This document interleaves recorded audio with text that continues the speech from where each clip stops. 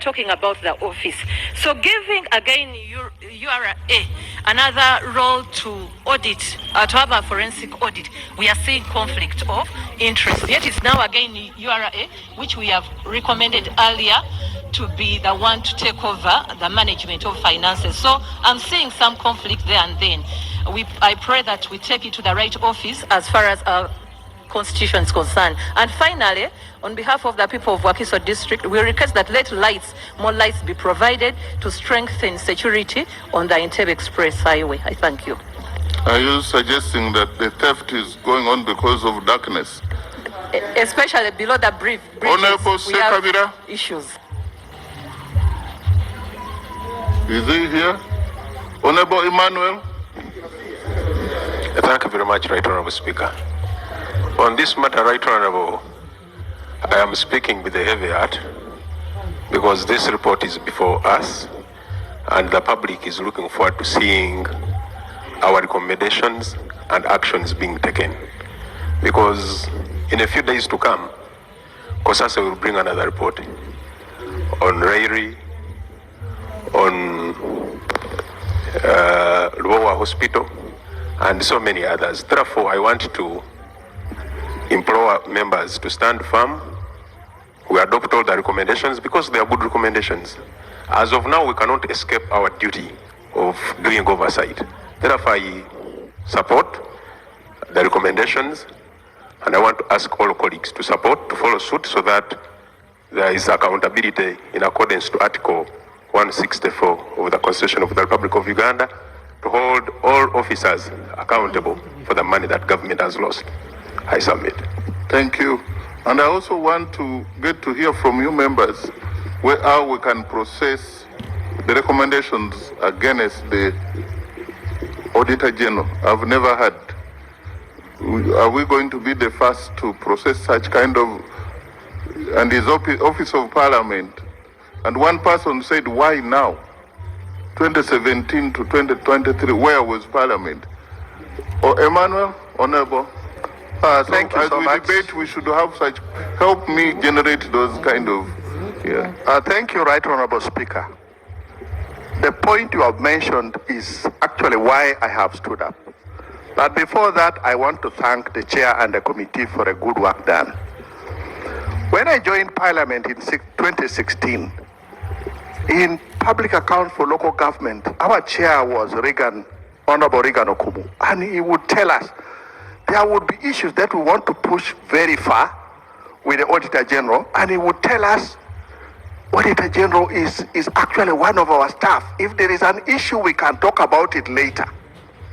And it made me to respect that office and always want to deal with issues with them when we are like indoors. But now when a report comes out like that, it's like they feared to go and touch. I am wondering what could have happened. And you're right to say, how are we going to deal with that situation of the Auditor General? But it has also brought something in my mind. Is who are the owners of Pinnacle and the other entity? Because there is a possibility that Auditor General, also knowing who are behind that entity, could have been fearing to go ahead on and go deeper into what is happening. So, but overall, Right Honorable Speaker, I support the recommendations, and I want to think that we can carry them wholly and implement them. Thank you. Honorable Cyrus. Bear your own word, cross. If you know you have any issue to answer, answer. Be answerable to the word committees. So it starts with you. You are the one who has given us the courage. 2, I would love to thank Honorable Mwine Mpaka, a person whom in my honest heart I thought should have become a commissioner.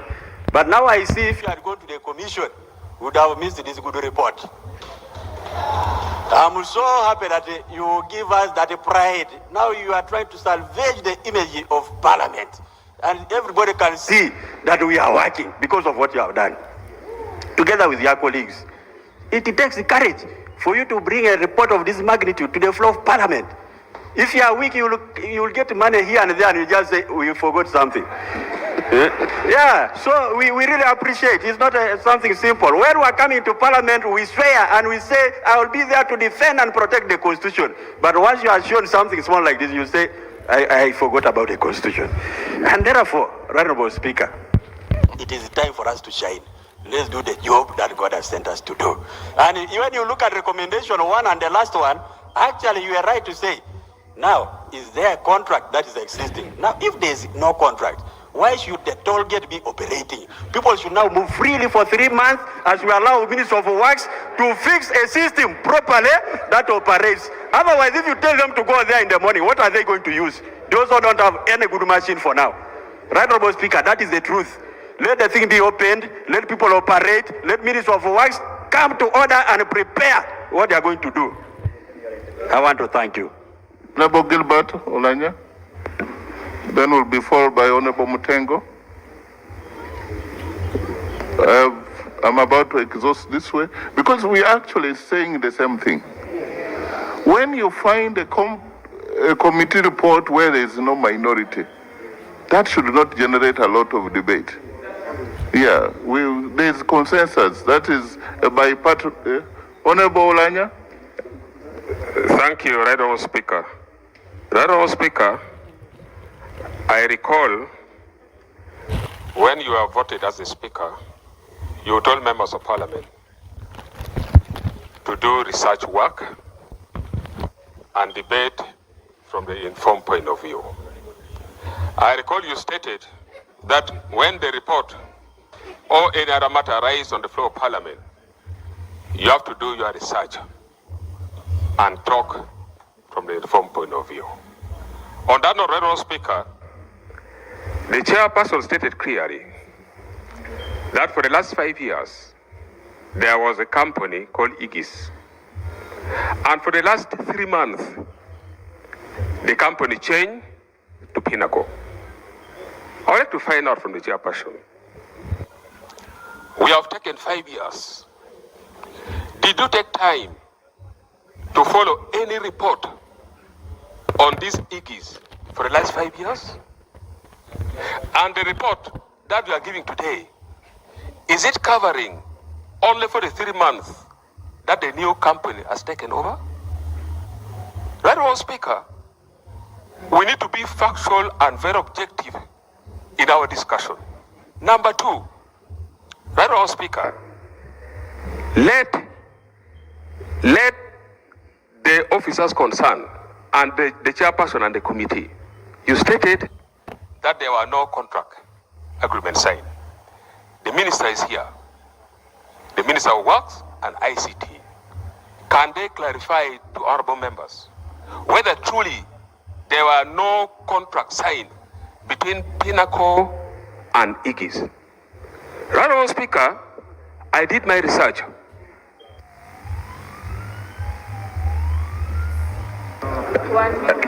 Honorable Mutegu. You did not research well on the available time.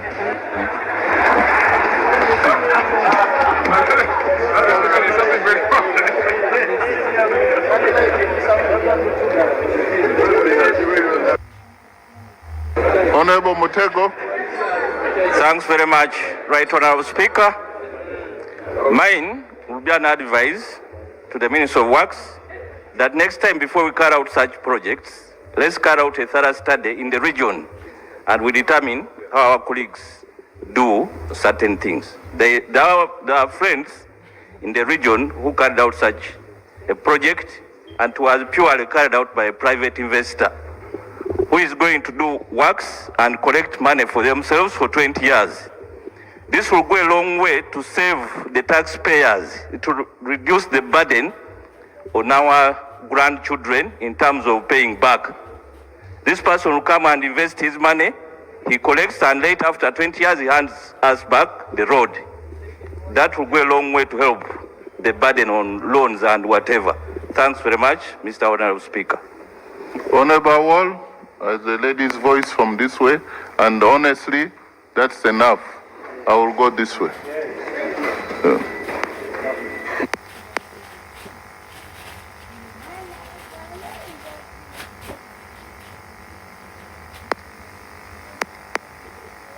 Who is the DJ? I think there is a saboteur somewhere. Thank you, Right Honorable Speaker. Right Honorable Speaker, I just want to say this morning we were for a committee of national economy, and there was a big question of our mobilization of domestic revenue, and also this accumulation of domestic arrears. We have losses in the country just because we don't love our country. We really don't love our country. If we love our country, we should love those people down there who are not getting services. The losses that we have been getting is also just because we have not tried to go digital. We have to go digital. How can we be paying 5,000, 10,000 in terms of cash? In some countries, even when you are buying maize, you don't go buying, you don't move with cash. You just buy through digital. And this digital will help also to reduce the losses. And we need to do better services to our people. I want to say this is one of the best reports for this year so far. So thank you very much, the Committee of Physical Infrastructure. You have done your work well, and that is why there is no differences between that side and this side. We are all in support of your committee, and that's why there is no minority report. I also say, let Uganda Revenue Authority do their work. Take Honorable Chinamatama, you don't rise up. I have some names. And I will come in the middle later on. Thank you so much, Right Honorable Speaker. I want to take this opportunity and appreciate the chairperson of the committee and the committee members for such a shocking but good news to Ugandans report. It is extremely shocking that there hasn't been any audit made for all these years. That is a big shocker for us. And I think that it's one of your recommendations that I strongly support.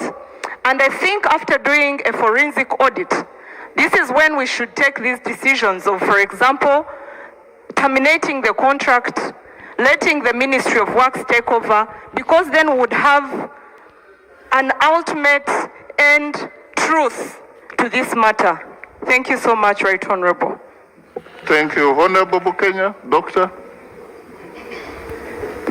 Thank you, Right Honorable Speaker. Allow me to thank the Chair of the committee for the very good report and the members.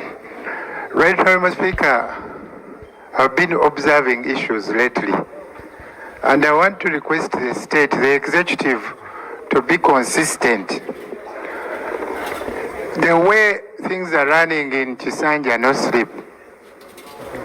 You hear a story, you suspend, you arrest, institute another new team, and investigations take place. So this is what I want to propose. That based on what Honorable Mpaka is saying, and the team, and the time they have taken to come up with this report, this is a tip of the iceberg. So I request, like how we have been handling other things, we suspend operations of Pinnacle, Aegis, and others, and we institute a team now to start running the operations.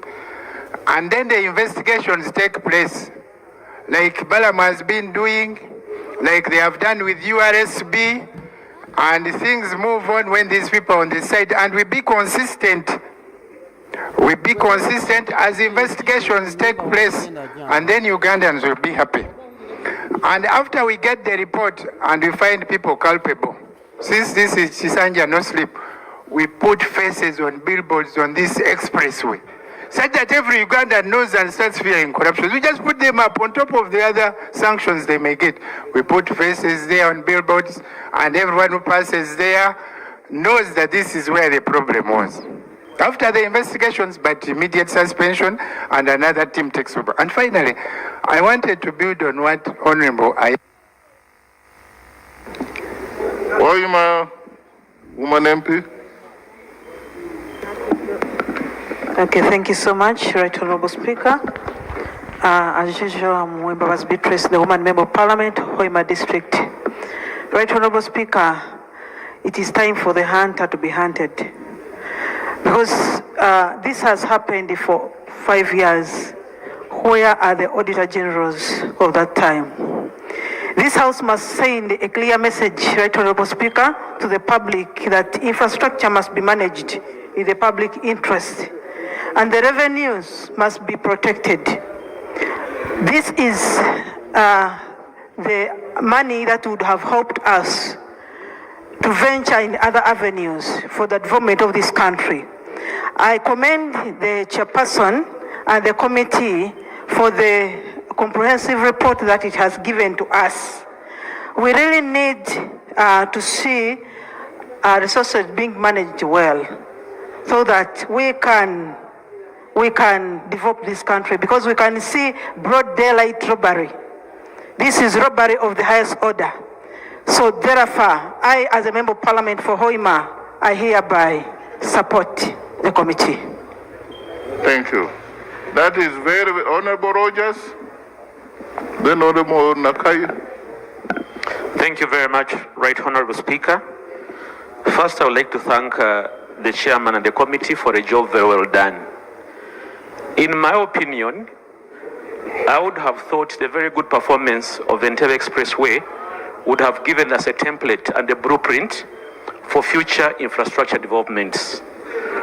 But seeing the ills in that project, ranging from connivance by the relevant people, government entities, transfer pricing between Aegis and Pinnacle, cash collections that are not declared, so many flaws, it really gives us a very bad impression of this project.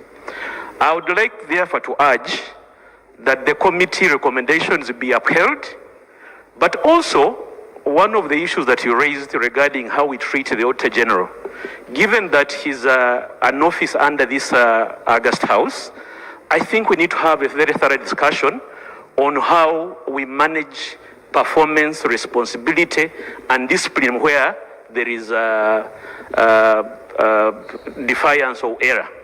I therefore want to suggest, and I want to urge my brother, the Minister of Works, he should take this report in good faith, because if the performance improves, then he will have more money to do future projects using road toll. I therefore submit. Thank you very much. Thank you, Right Honorable Speaker. I'm Julius Nachi, Member of Parliament for Udadiri East in Sirongo District.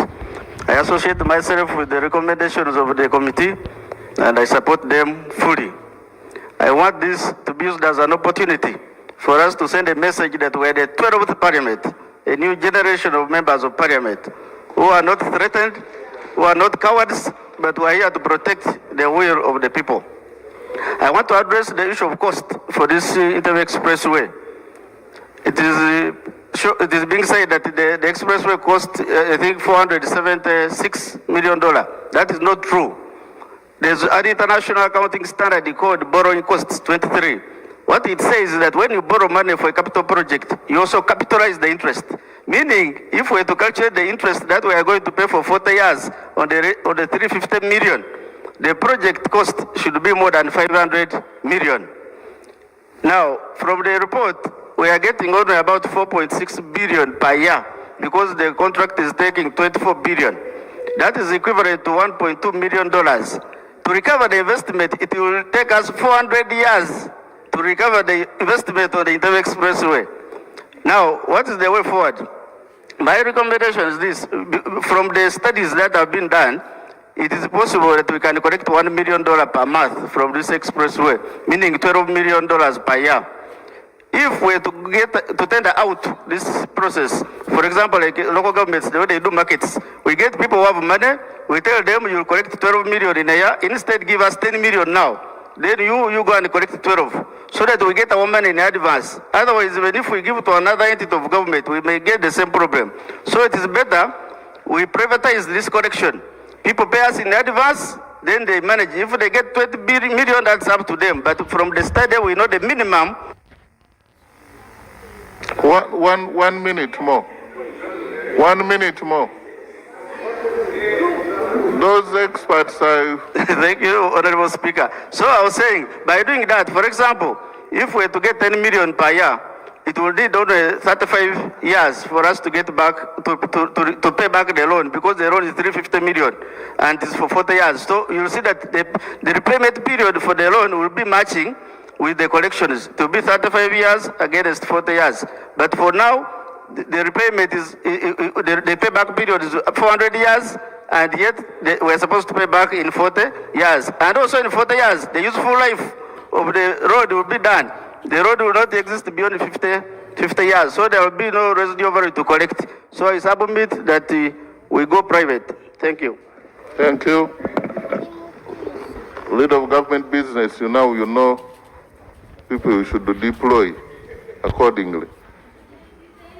Honorable Enos. Thank you, Right Honorable Speaker. Before I debate, I want to cite Rule 100. Can we listen to Honorable Enos? Why has he excited you? Thank you so much. Right Honorable, I want first cite Rule 100. 1. The member shall not take part in a discussion of any matter before the House or committee in which the member has direct pecuniary interest, unless the member has declared the nature of the interest to the House.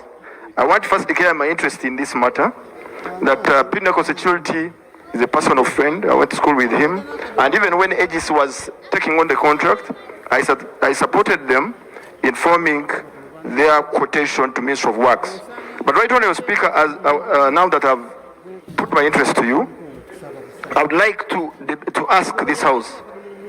First, I support and I appreciate the work of my colleagues, but there's a lot that was left out.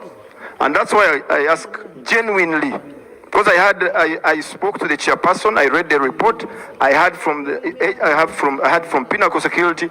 I really pray that this House allows, we have a forensic audit of the last 5 years until today. Then we can determine effectively who is benefiting and who is paying the cost.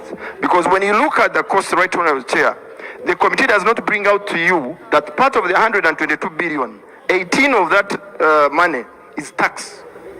122 billion, 55 billion is what actually goes to the operation and maintenance, which is actually going to the contractors.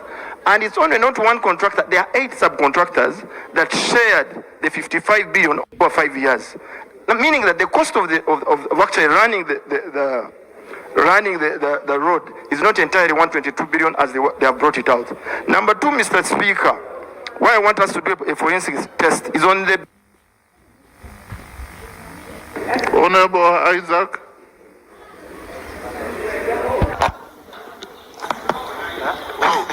Right Honorable. Mr. I'm older than any parliament. Sit down. Okay. Now, Right Honorable Speaker, I think when you call Isaac, we are many here. I'm sorry about that. But I appreciate. Yeah. I want to thank first of all the... But since you said you're older than him... Yeah. And then... Not only that, but I was his campaign manager. When he went, he dismissed me. When he went through, he dismissed me. But on a serious note, I wish first of all to thank the committee. I want to thank the minister special way. I think, Honorable Minister, you did us good when you really accept the report, and you also thanked us for that report. It is our report, colleagues. It is our report, and my only prayer will be very brief. One, we now realize that we are grappling with the issue of roads in this country. It is now true that Uganda has enough money. It is true that you can use that money to build our infrastructure. And this business of coming to borrow, we are borrowing simply because we have in-house problems. And those who are borrowing are the ones who are mismanaging the money. I get cold feet. Because here we are, and the government came in a good idea. We have seen roads building roads. And therefore, to break this vicious circle, we need to take this report very seriously. How? One, we need to be given timeline when it should be implemented. Two, I want to say to agree with the Attorney General or the Solicitor General for that purpose. There are going to be legal implications. It's very true we can talk here, but when you terminate and you re-terminate, there is a cost involved. They will not come back here, but... Honorable Cadet, you made a very good point. Yeah. Then after Honorable Cadet, we shall have Honorable Dia, who had a procedural issue. Then we shall have Honorable Sarah Chitio. Yes, and then... Thank you very much. The other Isaac, yeah. Thank you very much, Right Honorable Speaker, for giving me the opportunity to discuss the report on infrastructure. I begin by thanking the chairperson and the committee for the great work and great report submitted to Parliament. Right Honorable Speaker, I'm so happy that the report will exonerate us as Parliament because it has highlighted how the corrupt have tried to capture the state. And it is high time that for us, we throw the guillotine, but politically. We know corruption is fought politically, administratively, and legally. Now, our role as Parliament, we've been given a report. We trust our members on that committee. Therefore, we adopt his reports, the recommendations 100%, and also urge the executive that some of those people mentioned in the report are basically appointed. So let the executive take administrative measures by disappointing those guys from their positions because they have been swindling a lot based on the report. Then the legal matters will be followed later, but not by us. Lastly, Right Honorable Speaker, the road sector is one of the engines for development. And as earlier said, one of the models for constructing roads is by having an effective road top. Honorable Dia, 2 minutes. Thank you, Right Honorable Speaker. Right Honorable Speaker, it's in record that I am one of the fighters against corruption in this Parliament. And as State Minister ICT, this matter has a lot of audit queries that are IT related.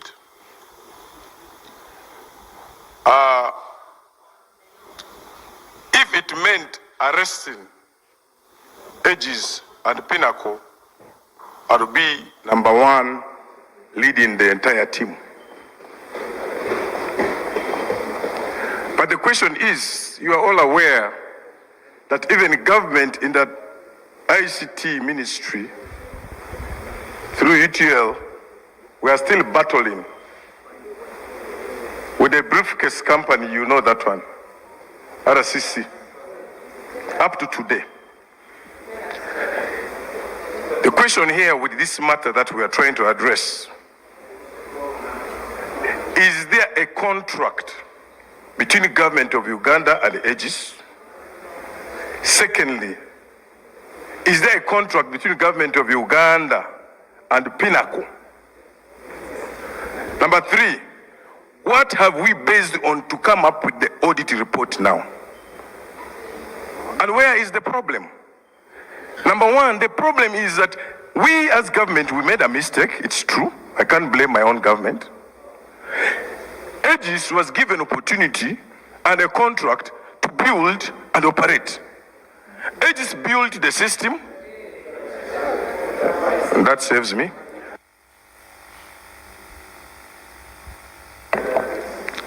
Was given opportunity to build a system.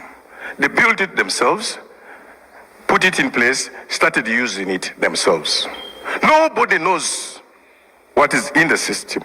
As I talk to you, Right Honorable Speaker, right now, from my own research, from day one, Aegis signed the contract to government of Uganda. Up to today, up to now, they have never given the source code of that system to government of Uganda. Therefore, all the reports you hear here, audit reports, those are peripheral audit reports. Nobody knows what is in the system. Nobody knows. The source code is what we could use a password to a system. You understand? Now, this system, the government of Uganda doesn't have the password to it, as I talk to you now. Therefore, I request Ministry of ICT be given opportunity together with Ministry of Works to look into this matter with guidance from Auditor General and the guidance from Attorney General. I am ready for determination. But the question is how? The question is how and based on which facts? So as I submit, finally, I want to give assurance to this House that the source code of that system is not with the government. It is still with EBIS, not even Pinnacle. My prayers, let this matter go for more consultation from Auditor General's office. This is my submission, it's my prayer as an individual. Listen to the Minister of ICT, national guidance. You are being given national guidance. I'm giving national guidance, please. I beg to be protected. I beg to be protected with no selfish interest. Right Honorable Speaker, the source code. Honorable Kakoza, your time now. I know you wanted to raise procedural matter, but none of it has been taken by events. But Right Honorable Speaker, no, you have a right to speak. You had indicated you wanted to speak. Yeah. Thank you, Right Honorable Speaker. First of all, I add my voice to the committee members with the chairperson. This report is very comprehensive and good. But I have reservations on some recommendations where really we are becoming police, prosecutors, and becoming judges in our own courts. I do think that the relevant agencies, after passing this report, could take, rather than terminating contracts, and we adapt it as it is. As you know, you are Right Honorable Speaker, that yes, Parliament can do its job, but the recommendation to relevant agencies to act properly is better language than saying we terminate. I beg to submit. Honorable Kaberuka James Kinkizi.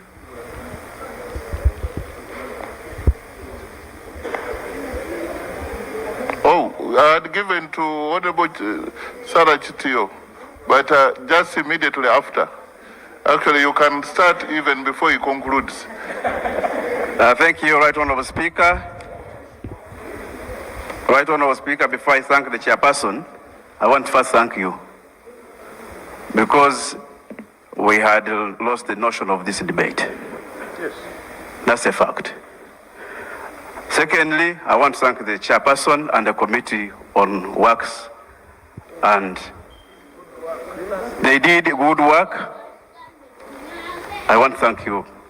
Mr. Speaker, I want to thank the Minister of Works.